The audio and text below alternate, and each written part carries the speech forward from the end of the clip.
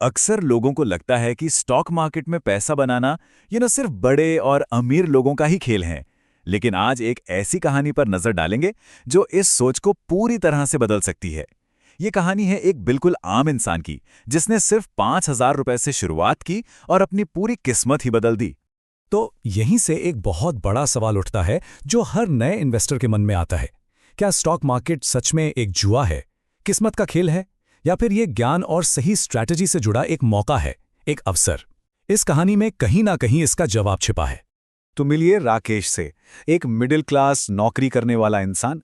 आमदनी लिमिटेड थी, लेकिन हाँ, सपने काफी बड़े थे। हर महीने सैलरी आती और खर्चों में निकल जाती। शायद ये कहानी बहुत से लोगों को अपनी सी लगे।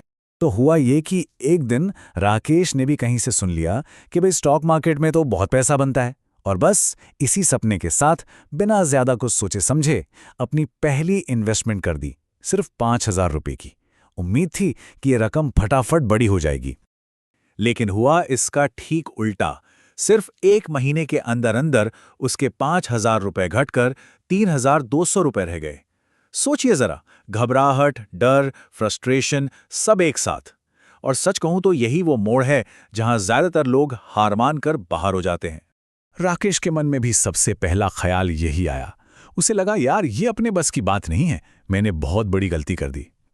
और ये एक बहुत ही नॉर्मल रिएक्शन है ना, खासतौर पर जब शुरुआत में ही इतना बड़ा झटका लगे। लेकिन यहीं से कहानी में असली ट्विस्ट आता है। राकेश ने हार मानने के बजाय एक पल रुककर ये सोचने का फैसला किया कि आखिर पैसा गया तो गया कहाँ, गलती हुई कहाँ। और सच मानिए, यही उसके सफर का सबसे बड़ा टर्निंग पॉइंट था। और तब उसे एक बहुत जरूरी बात समझ में आई कि प्रॉब्लम मार्केट में नहीं थी, प्रॉब्लम तो उसके अपने अप्रोच में थी, उसकी जानकारी की कमी में थी। बस इस एक छोटे से एहसास ने उसका पूरा नजरिया ही बदल के रख दिया। उसने अपनी सोच को पूरी तरह से शिफ्ट कर दिया। वो जल्दी अमीर बनने वाली ट्रेडिंग की मानसिकता से हटकर लंबे समय में धीरे धीरे वेल्थ बनाने वाले इन्वेस्टिंग के रास्ते पर चल पड़ा।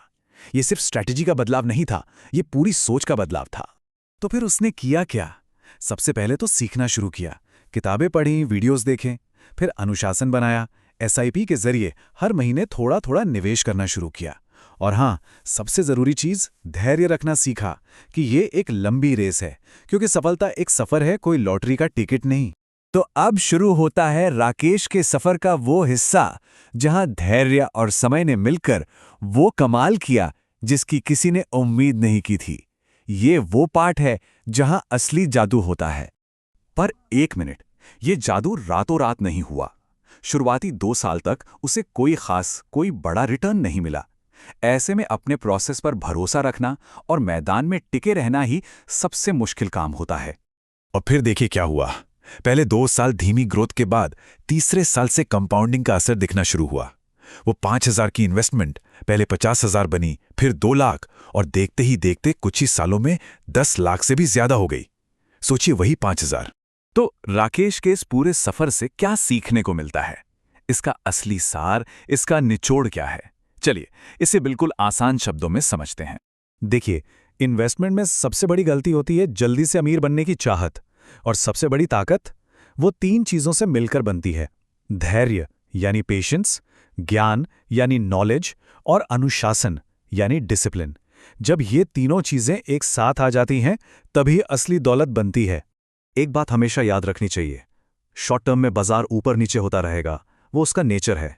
लेकिन आखिर में जीतता वही है जो मैदान में लंबे समय तक टिका रहता है। तो जाते जाते बस एक सवाल, अगर किसी को अपनी इन्वेस्टमेंट की यात्रा शुरू करनी है तो सिर्फ पैसा कमाने पर फोकस करने के बजाय सीखने की नींव रखने के लिए वो सबसे पहला कदम क्या हो सकता है? इस पर सोचना बहुत जरूरी है।